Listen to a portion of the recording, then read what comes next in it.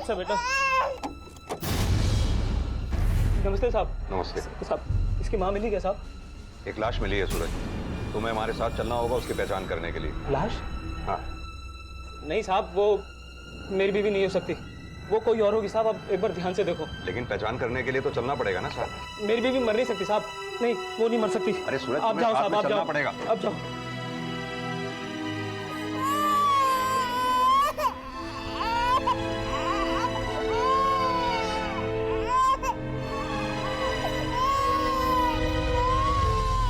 या तो ये कुछ छुपा रहा है या फिर इसे अपनी बीवी की गुमशुदगी और मौत से कोई लेना देना नहीं है।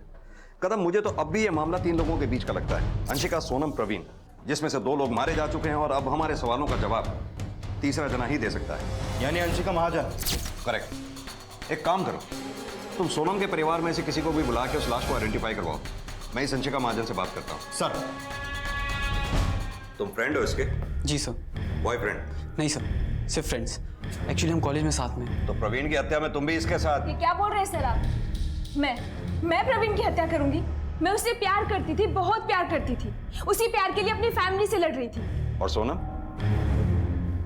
मैं नहीं जानती उसे। मैं बस इतना जानती हूँ कि वो पापा की कंपनी में काम करती थी और प्रवीण के साथ। देखिए सर, हम आपको पहले भी बता चुके हैं, 17 को जिस दिन प्रवीण की डेथ हुई थी उस दिन हम कॉलेज में थे। और 20 को? 20 तारीख को? सर 20 तारीख को क्या हुआ था? 20 तारीख को सोनम की लाश मिली थी हमें, वो भी जली हुई।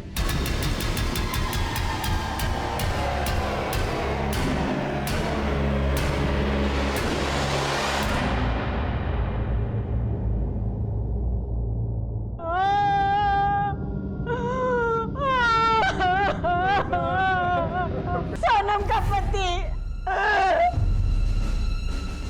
हमारी जाति का नहीं था सूरज, फंसाया था उसने हमारी बेटी को और यहाँ भाग आया शहर में। पूरी बिरादरी में मुंह दिखाने लायक नहीं रहे साहिब हम। बिरादरी से बाहर निकाल दिए गए थे, इज्जत उछल गई थी हमारी। और वो बेवड़ा कोई काम नहीं करता था, उल्टा मेरी बेटी कमा के खिलाती थी उसको, और बदले में वो क्या देता था? लात घूंसे। झूठ बोल रहा है साहब बुढ़ा। हाँ, हम दोनों गांव से भागे थे, पूरा समाज हमारे खिलाफ हो गया था तो हमने भाग के शादी कर ली। पर ये क्या इज्जत की बात कर रहे हैं? मेरी बीवी मुझे कमा के खिलाती थी तो पैसे तो उनको भी भेजती थी। बेटी का दिया हुआ खा रहे थे तब इज्जत नहीं गई उनकी। नोच नोच के खा गए साहब अपनी बेटी को। तो क्या हो गया, बेटी से जो पैसे ले लिए तो? और वैसे भी बेटी की कमाई पर माँ बाप का हक होता है ना साहब। बेटी हमें अपनी मर्जी से पैसे भेजती थी साहब, हमने कभी मांगे नहीं उससे। और यही बात सूरज को खटकती थी और इस वजह से मारता था हमारी बेटी सोनम को वो। और आखिर मार ही दिया उसने उसे साहब। ठेके पे पड़ा रहता है दिन भर, पर बीवी पर हाथ नहीं उठाया उसने कभी। सोनम के माँ बाप तो जब गांव से आते सूरज को जली नहीं करते रहते थे। सूरज ने कभी पलट के सोनम के माँ बाप को जवाब नहीं दिया, सिर्फ इसलिए कि वो अपनी बीवी की बहुत इज्जत करता था। साहब, अगर मैं उसके परिवार से इतनी नफरत करता तो उसकी छोटी बहन और उसके पति को मैं यहाँ आने देता? उसके पति को नौकरी दिलवाने में मदद करता साहब क्या मैं? उसकी बहन भी इधर ही रहती है? हाँ साहब, उसकी छोटी बहन सीमा और उसका पति सुनील। बड़ी बहन की मौत हो गई और अब तक सामने नहीं आया वो लोग। कहाँ रहते वो?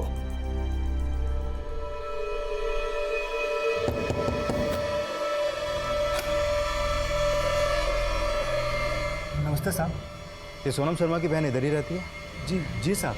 बुलाइए उसको, हमें कुछ बात करनी है। वो तो इधर नहीं है। तो कहाँ गए फिर? हमको पता नहीं है साहब, हम खुद ड्यूटी करके 5 दिन के बाद लौटे हैं। इधर आए तो देख के ताला मार के कहीं निकली हुई है।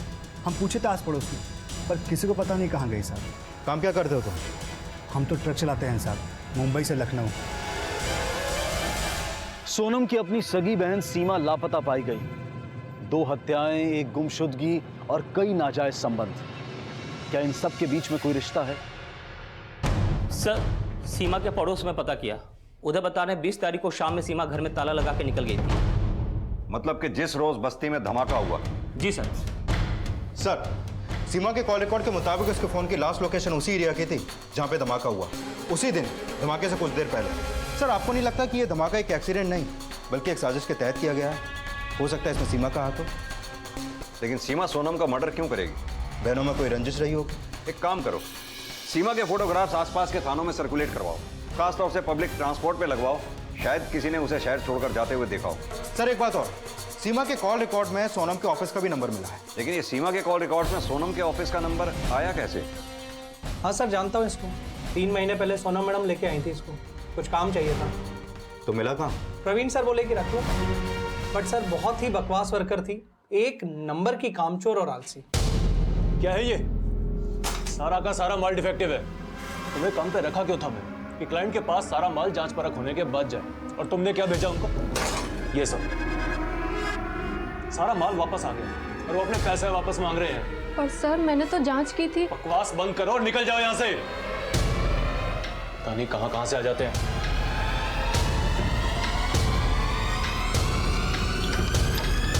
हाँ साहब, सीमा बहुत नाराज थी सोनम से।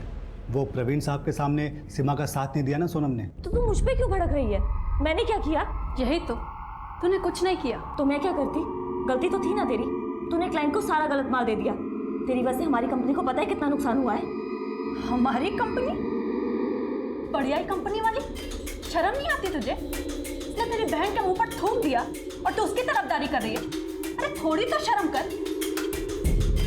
और सुन तो, कहीं तेरा कोई चक्कर वक्कर तो नहीं चल रहा उसके साथ? चुप कर, क्या बक रही है तू? सर लड़ाई तो हुई थी, पर बाद में दोनों में सुलह हो गई थी। दोनों बहनों में बड़ा प्यार था साहब। क्या दीदी, अभी भी नाराज हो क्या मुझसे? माफ कर दो ना। तुम तो जानती हो ना, जब मुझे गुस्सा आता है तो मेरा दिमाग खराब हो जाता है। तो इलाज करा ले अपने दिमाग का। वो भी करा लूंगी ना, पर अभी तो माफ कर दो। चाहे तो 2 थप्पड़ मार लो मुझे, मार लो मुझे, तुम्हारा जी हल्का हो जाएगा। पर प्लीज मुझे माफ कर दो ना। छोड़। माफ किया ना? कर देना। अब तो बिट्टू भी बोल रही है ना। किया माफ? किया ना? किया? कर देना। अच्छा हाँ, किया ना? सर सुलह तो हो गई, पर यह भी तो हो सकता है कि वो सब दिखावा हो और सीमा के मन में फिर भी नाराजगी रह गई हो। पर कदम, ये अपराध अकेले सीमा के बस का नहीं। जरूर किसी ने उसका साथ दिया होगा। ये सीमा के कॉल रिकॉर्ड्स दोबारा चेक करने होंगे हमें। बिस्किट खाइए बेटा, बिस्किट खा बेटा, बिस्किट खा बेटा।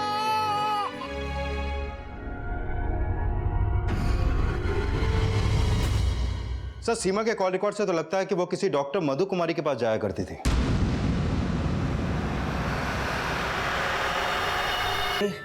देख बेटा, मम्मी की लोरी बेटा। खुशी कहाँ है बेटा? बेटा खुशी, खुशी बेटा, खुशी बेटा, खुशी।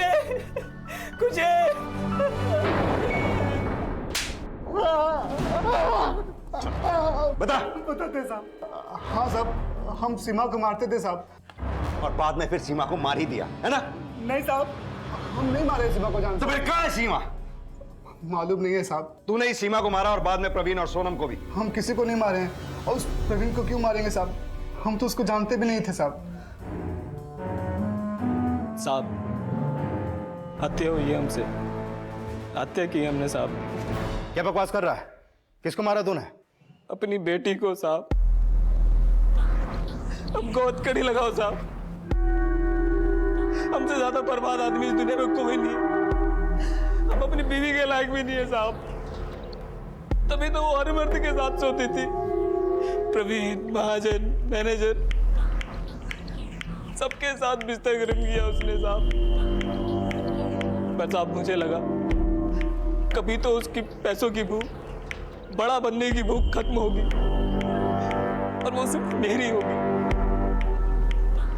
इसलिए साहब इंतजार करता रहा उसका, पीता रहा, झूठी उम्मीद में जीता रहा कि कभी तो लौटेगी सोनम अपने सूरज के पास।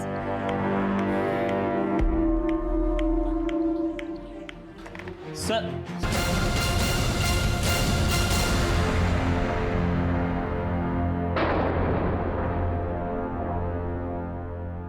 साहब, मैं अच्छे से जानती हूँ अपने पति को। वो बहुत प्यार करता था मुझसे। बेचारा मेरी वजह से इतने दुख सह रहा था, लेकिन मुझे जिंदगी से और भी बहुत कुछ चाहिए था जो मेरा पति मुझे कभी नहीं दे सकता। फिर भी तो हमें अलग होना पड़ता ना। कब तक मैं उसका बोझ उठाती? अपनी बहन सीमा को तुम्ही ने गांव से बुलाया था ना? हाँ साहब, मैं नहीं बुलाया था। उधर गांव में दोनों की हालत बहुत खराब थी। यहाँ मैंने उसके पति को नौकरी पर लगवा दिया, लेकिन उसने मेरी बहन की जिंदगी नर्क बना दी थी। उसे हर छोटी बड़ी बात पर मारता था। वो बेचारी डॉक्टर के पास जाकर पट्टी कराती, फिर मुझे फोन करके फूट फूट कर रोती थी। बहुत शक्की है सुनील, सीमा उस जिंदगी से बाहर निकल जाना चाहती थी। और फिर उस रोज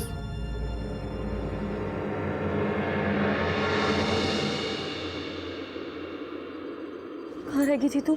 मैं कब से तेरा इंतजार कर रही थी। तू आज ही यहाँ से निकल जा, मैंने तेरा सब इंतजाम कर दिया है। तू यहीं रुक, मैं तेरे लिए बस के भाग जागल हो, जुग जुग जिया सुललन वा भवन वा के भाग जागल हो।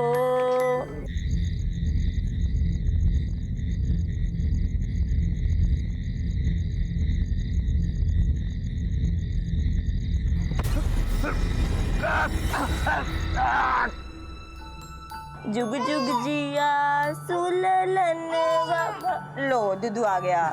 ललन लाल हुई है फुलवा के दीपक, मनवा में आस जागल हो।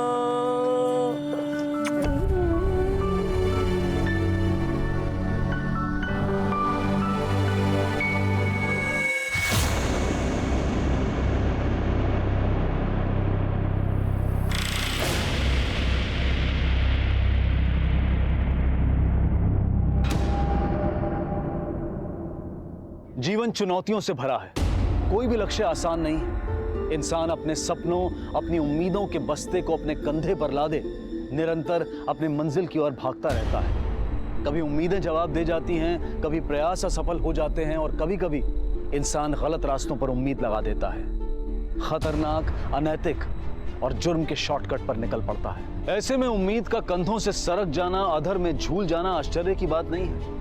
मुंबई की इस अंडर कंस्ट्रक्शन साइट पर एक नौजवान की लाश झूल रही थी। जाने ये क्या माजरा था?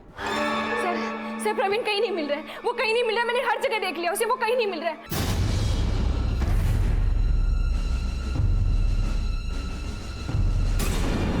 ये प्रवीण क्या लगता है?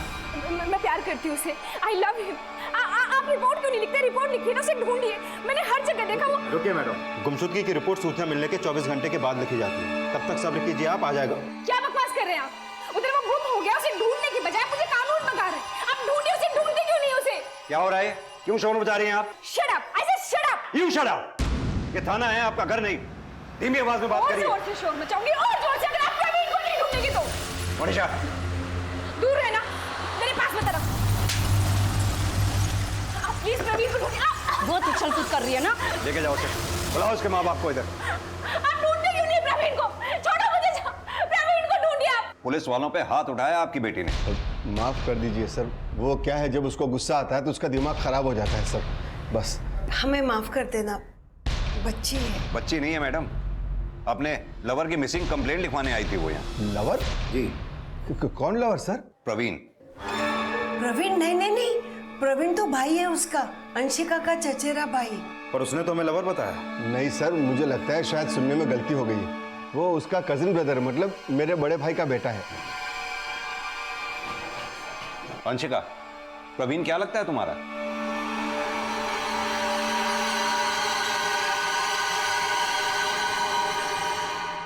भाई।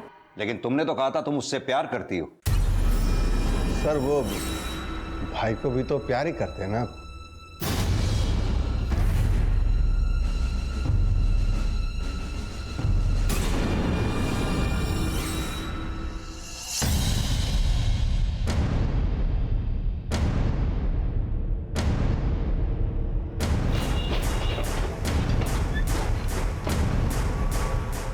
प्रवीण महाजन अभी तक आए नहीं सर, कल भी नहीं आए थे और उनका फोन भी बंद आ रहा है। अपनी मैनेजर सोनम शर्मा को बुलाओ। सर सोनम मैडम भी नहीं आई अभी तक, 2 दिन से वो भी नहीं आई हैं।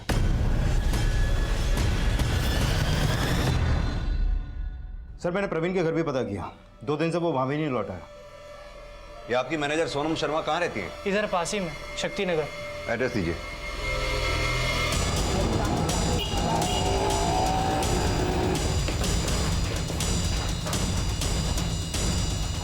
उसका कजिन प्रवीण एक दूसरे से काफी क्लोज थे। डेली 10 से 15 कॉल, कभी कभी तो घंटे घंटे बर्बाद है। लगता है इन दोनों के बीच में कोई चक्कर चल रहा था सर। तभी उस दिन अंशिका जब थाने आई तो प्रवीण को अपना लवर बता रही थी, मैं प्यार करती हूँ उसे, आई लव हिम। लेकिन माँ बाप को सामने देख के मुकर गई। अंशिका, प्रवीण क्या लगता है तुम्हारा? भाई मामला टेढ़ा है कदम, जरा होशियारी से। सर। और हाँ, वो सोनम की कोई खबर? नहीं सर, अभी तक तो नहीं। हमने हर तरफ अलर्ट कर दिया। सर पापा ने मरवा दिया प्रवीण को, पापा ने। पापा ने? क्यों? मैं और प्रवीण एक दूसरे से बहुत प्यार करते थे। लेकिन तुमने तो उस दिन बोला वो भी तो प्रवीण के साथ काम करती थी, गायब है वो भी। जानती हो उसे? हाँ सर जानती हूँ, वो तो सिर्फ प्रवीण की एम्प्लॉय थी और उससे ज्यादा कुछ नहीं जानती सर। तो सर पापा ने प्रवीण को मरवा दिया। एक बेटी अपने बाप पर हत्या का आरोप लगा रही थी, एक लड़की अपने भाई के साथ प्रेम संबंध को जायज बता रही थी। क्या प्रवीण की हत्या और सोनम की गुमशुदगी के बीच में कोई संबंध है?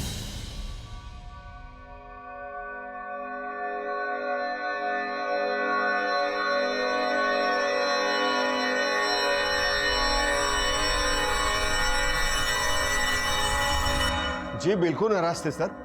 आप ही बताइए, किसी भाई बहन के बीच अगर ऐसा रिश्ता होगा तो कौन बर्दाश्त करेगा सर? समाज में उठना बैठना बंद हो गया था सर। इसीलिए आपने अपने भतीजे को मार डाला? अरे नहीं नहीं सर, बिल्कुल नहीं। आप ही की बेटी आपके भतीजे की हत्या के लिए आप दोनों को जिम्मेदार ठहरा रही है। अरे पागल है सर मेरी बेटी, मैं सच कहता हूँ। वो कुछ भी करती है, कुछ भी बोलती है, उसका दिमाग ठीक नहीं है सर। पागल लड़की क्या कर रही है? क्या कर रहे हो? नाम नहीं सुनना था ना उसका?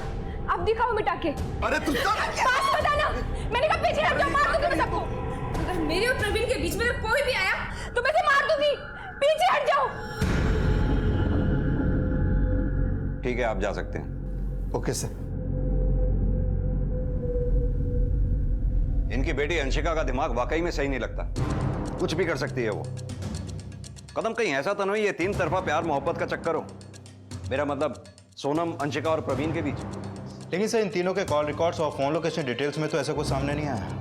कदम, आज का अपराधी बहुत स्मार्ट है, क्राइम लोकेशन पर वो फोन नहीं लेके जा सकता। ठीक है सर, मैं इंक्वायरी करता हूँ। खासतौर से सोनम के बारे में, उसकी भी कोई खास जानकारी नहीं है हमारे पास। सर।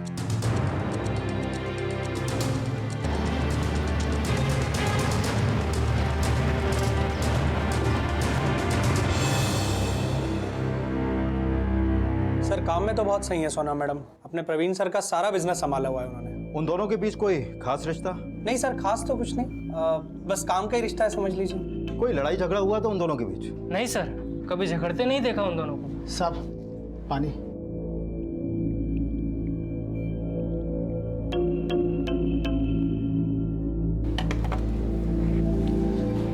Thank you. सुनो। जी साहब। क्या बात है? देखो डरने की कोई जरूरत नहीं है, जो भी बताओ। साहब मैं बहुत छोटा आदमी हूँ साहब। कुछ नहीं होगा, बोलो। साहब ये सोनम शर्मा है ना साहब, बहुत चालू है साहब। चालू मतलब? साहब पहले है ना महाजन साहब के यहाँ आई थी, मैं भी वहां था साहब।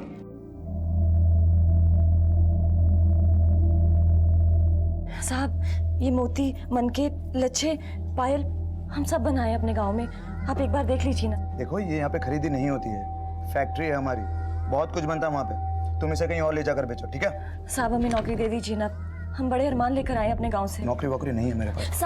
साहब भले 4 पैसे कम दे दीजिएगा, पर हमें काम पर रख लीजिए, हमें बहुत जरूरत है काम की। अरे बोला ना नौकरी वोकरी नहीं है मेरे पास, चलो जाओ।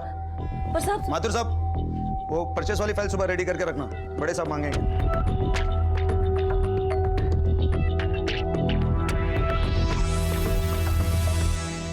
साहब सुनिए। अरे तुझे तो जाने को बोला था ना मैंने। साहब हमें नौकरी पर रख लीजिए ना, आप जो भी कहेंगे। अच्छा चल आजा, बात करते हैं, बैठ गाड़ी में। साहब हफ्ते भर में काम पर लग गई तो बड़ी चालू है साहब। ठीक है तुम चलो। जी साहब।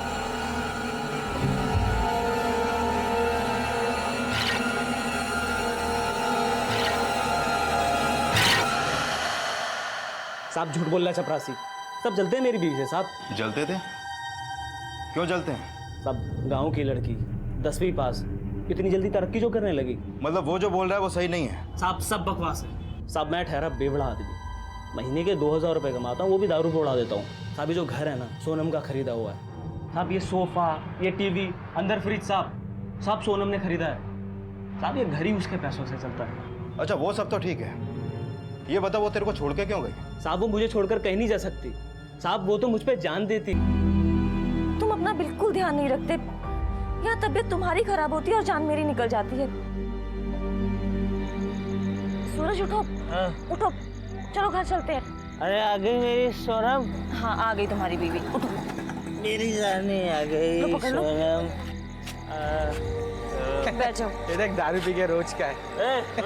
हंसता किस पे? मुंह तोड़ दूंगा तेरा। छोड़ो उन्हें। बीवी है मेरी। संभाल के। हाँ पकड़ लो मुझे, पकड़ो। हाँ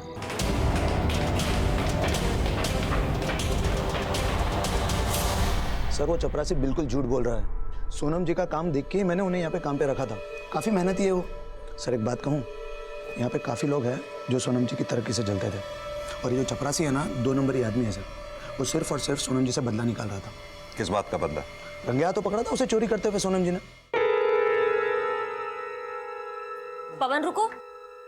क्या हुआ मैडम? क्या ले जा रहे हो इसमें? कुछ नहीं मैडम, खाली डब्बा है। खोल के दिखाओ। खोल के दिखाओ। कुछ नहीं है मैडम। तो खोल के दिखाओ। लाओ। क्या हुआ मैडम? ये डब्बा है। हाँ सनक सवार थी, कईयों ने तो उसे बोलते हुए सुना था यहाँ पे। क्या? यही कि सोनम जी को और प्रवीण जी को छोड़ेगा नहीं, सबक सिखाएगा। सर मुझे तो लगता है ये चपरासी ने ही सोनम जी का और प्रवीण जी का कुछ किया है। को मुझसे गलती हुई थी, मैंने चोरी की थी और मैं उसके लिए माफ़ी भी मांग चुका था साहब। लेकिन क्या साहब मैं इसके लिए किसी को मारूंगा क्या साहब? साहब मैं अपने बच्चे की कसम खाता हूँ साहब, मैंने किसी को नहीं मारा है साहब। मैनेजर झूठ बोल रहा है। मैंने आपको बताया ना साहब, मैनेजर का और सोनम का रिश्ता था साहब, उसका तो वो चक्कर चल रहा था उसका। मैनेजर तो क्या साहब, उसने महाजन साहब को भी नहीं छोड़ा साहब। क्या?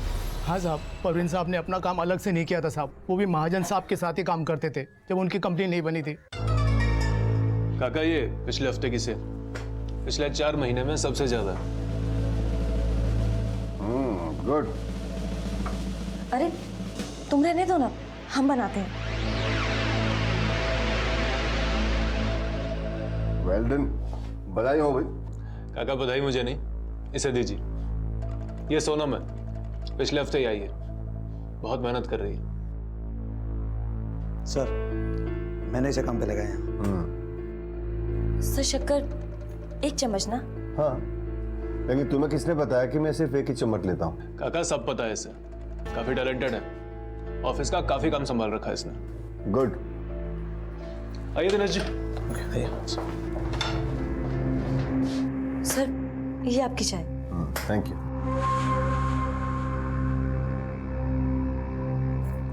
सर ये मैंने कुछ डिजाइन तैयार किए हैं, आप एक बार देख लेते तो।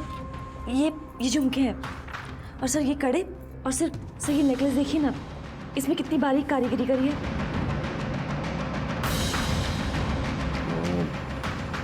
एक काम करो, ये कार्ड रखो, शाम में कॉल करो। महाजन साहब के साथ शाम को ही एक मुलाकात के बाद सोनम की काया पलट हो गई थी।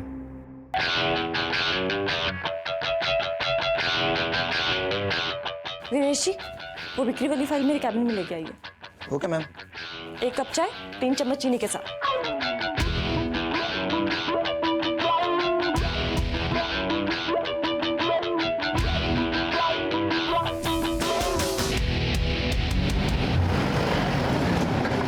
बकवास कर रहा है सर ये चपरासी, उसका दिमाग खराब हो गया।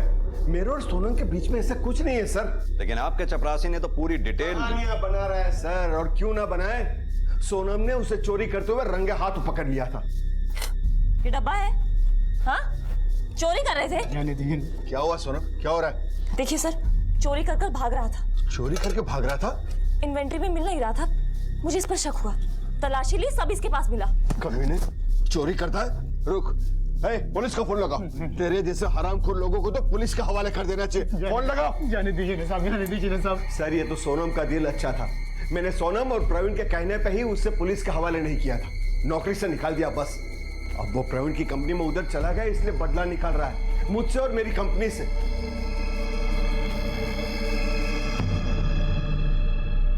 किसी भी इंसान को समझ पाना आसान नहीं है, लेकिन किसी व्यक्ति के बारे में एक नजरिया कायम कर लेना भी गलत है। सूरज के लिए सोनम एक आदर्श बीवी, एक प्रोफेशनल और उसकी जिंदगी का एक इंपॉर्टेंट हिस्सा थी। लेकिन सोनम के दायरे में ऐसे कई लोग थे जो उसके बारे में बिल्कुल उलट राय रखते थे। एक औरत जो एक नहीं कई मर्दों के साथ नाजायज संबंध बनाए हुए थी। एक लड़की जो अपनी महत्वाकांक्षा के लिए हर मर्यादा को पार कर सकती थी। पुलिस के लिए सोनम की सच्चाई साबित करना, सोनम की गुमशुदगी और प्रवीण की हत्या की गुत्थी को सुलझाना निहायत जरूरी था।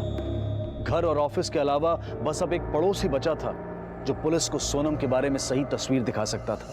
पुलिस ने सोनम के पड़ोस में लोगों से बात की तो ज्यादातर का कहना था कि सूरज भले ही शराबी था, जो कमाता था दारू में उड़ा देता था, पर वो अपनी बीवी सोनम से बहुत प्यार करता था और सोनम भी अपने शराबी पति की बहुत सेवा करती थी, उससे बेइंतहा प्यार करती थी।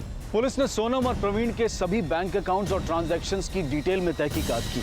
होटलों में ठहरना, खाना पीना, खर्चे सभी चेक किए गए, लेकिन इनमें से किसी से भी इस बात का कोई सुराग नहीं मिला कि सोनम का प्रवीण के साथ या फिर किसी और के साथ कोई अफेयर चल रहा हो। ये केस पुलिस के लिए एक पहेली की शक्ल अख्तियार करता जा रहा था। क्या प्यून दिनेश सरासर झूठ बोल रहा था, और अगर हाँ तो क्यों? किसने मारा था प्रवीण को, और इस वक्त सोनम कहाँ है?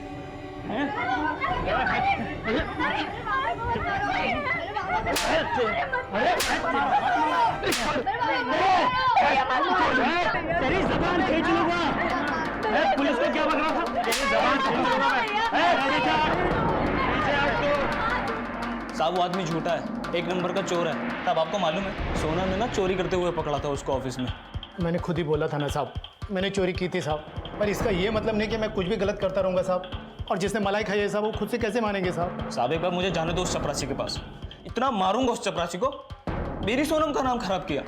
अंधा है साहब वो बेवड़ा उस औरत के प्यार में अंधा है, और वो उसकी औरत एक नंबर की चालू है साहब। मैं तो बोलता हूँ साहब, उसका परवीन साहब से चक्कर चल रहा था साहब, नहीं तो परवीन साहब उसे अपनी नई कंपनी में क्यों लेकर आते, वो भी 3 गुना तनख्वाह में साहब। सोनम तुम मेरे साथ चलो, मेरे लिए काम करो, अपनी खुद की कंपनी डालूंगा मैं। क्या बकवास करते हो प्रवीण, ये मेरी कंपनी की एम्प्लॉई है। ओके एम्प्लॉई है मगर अब नहीं रहेगी। तुम चलो, यहां से 3 गुना ज्यादा तनख्वाह दूंगा तुम्हें। नहीं सोनम, सोनम बोलो।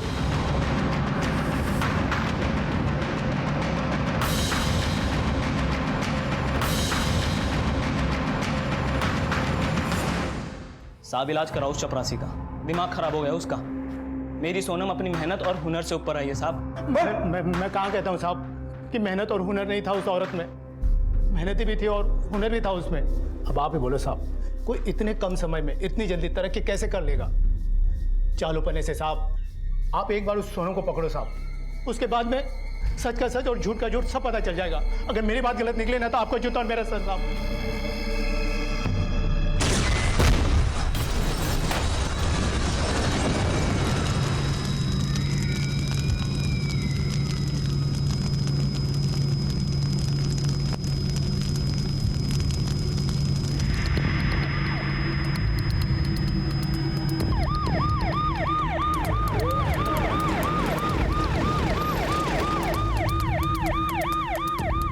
ब्लास्ट हुआ, 5 लोगों की मौत हुई है, 2 आदमी 2 औरतें और एक बच्चा, और 8 लोग घायल हैं। सर एक अजीब बात सामने आई है। क्या?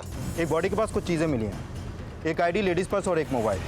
आईडी किसकी है? सोनम शर्मा का, और शायद मोबाइल भी उसी का है।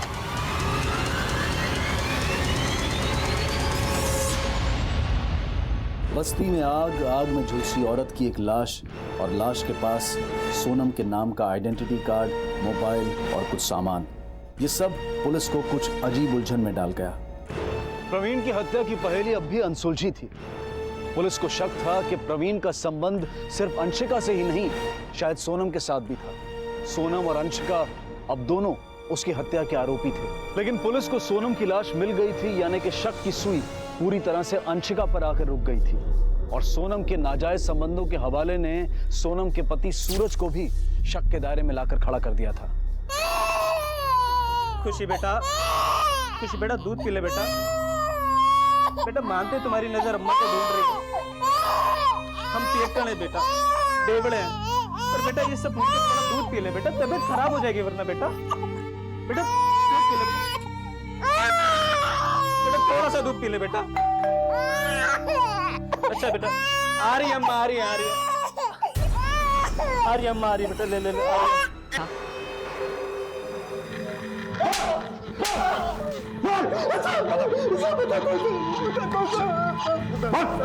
बताते हैं साहब सीमा कहीं भागने का प्लान बना रही थी साहब। हम खुद उसको फोन पे बात करते हुए सुने थे। आ जाऊंगी मैं, जरूर आऊंगी। तंग आ गई हूँ मैं जिंदगी से। हमको लगा साहब सीमा अपने किसी आशिक से बात कर रही है। हम उसका पीछा किए साहब, तो देखे वो बस्ती में किसी झुग्गी के अंदर चली गई।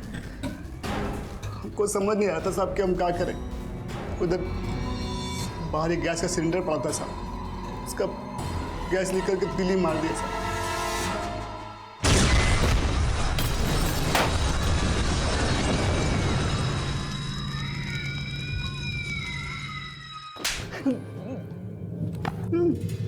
तेरे इस पागलपन की वजह से 8 लोग घायल हो गए, 5 लोगों की जाने गई। और तुझे पता है जिस परिवार की जान गई वो तेरे गांव का ही माधो परिवार था। मासूम बच्चे को मार डाला तूने। कदम, ये सीमा का पति सुनील इंसान नहीं, राक्षस है, राक्षस। हाँ सर, असली राक्षस। पर सर अगर सीमा को इसने मारा तो प्रवीण को किसने मारा? अब इस सवाल का जवाब तो सिर्फ एक ही इंसान दे सकता है। तुम्हारा और प्रवीण का फोन एक साथ बंद हुआ, एक ही जगह पे, एक ही टाइम पे।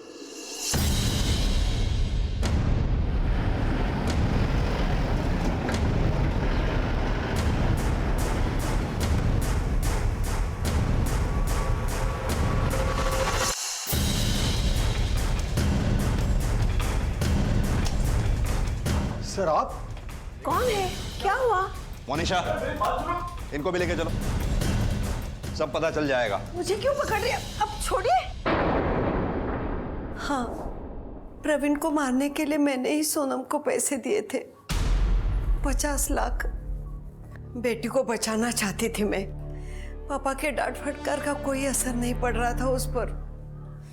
प्रवीण को कंपनी से निकाल दिया, फिर भी मिलते रहे दोनों। और सोनम ही क्यों? पैसों की बहुत भूखी थी वो, और फिर इस जिंदगी से निकल के कहीं और जाना चाहती थी वो, और पैसों के बगैर ये मुमकिन नहीं था। गांव से अपने भाई विकास को बुला लिया था मैंने। बेरोजगार था, रोज रोज माँ बाबा के ताने सुनता था। यहाँ एक होटल में उसका इंतजाम कर दिया। 3 लाख में मान गया था वो, 1.5 लाख काम से पहले और 1.5 लाख काम के बाद। फिर विकास ने प्रवीण को फ़ोन करके उसकी और अंशिका की फ़ोटो को लेकर उसे ब्लैकमेल करना शुरू कर दिया था। तस्वीरें हैं मेरे पास आपकी और आपकी माशूका की, चाहिए तो आके मिलो। कौन बोल रहा है? हेलो,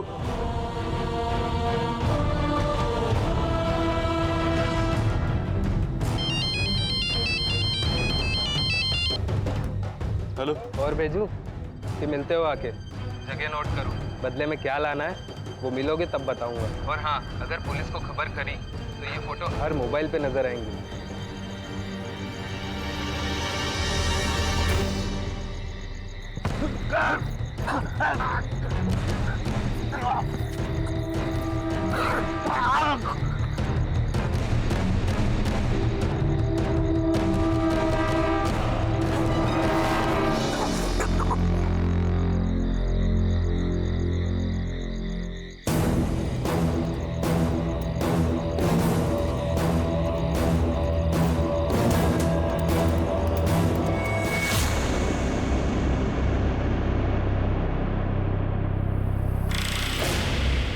अब इसे हमने नहीं मारा दीदी, इसने आत्महत्या की है।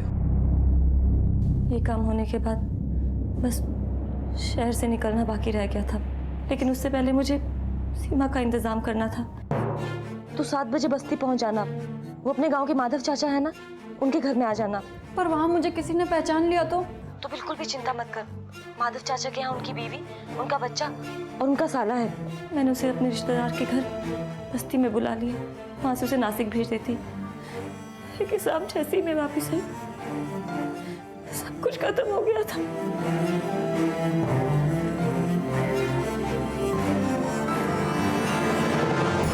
कुछ देर तो उसकी लाश के आगे बैठकर खूब रोई, फिर पता नहीं क्या मन में आया और लगा कि वो मरकर मुझे गुमनाम करने का इंतजाम कर गई हो।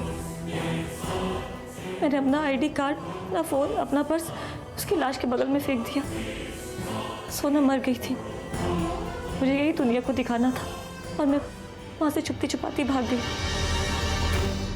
लेकिन जिस भविष्य की उम्मीद थी वो, और उसी भविष्य की उम्मीद में तुमने लाशें बिछा दी। अपना बसा बसा देता हूं।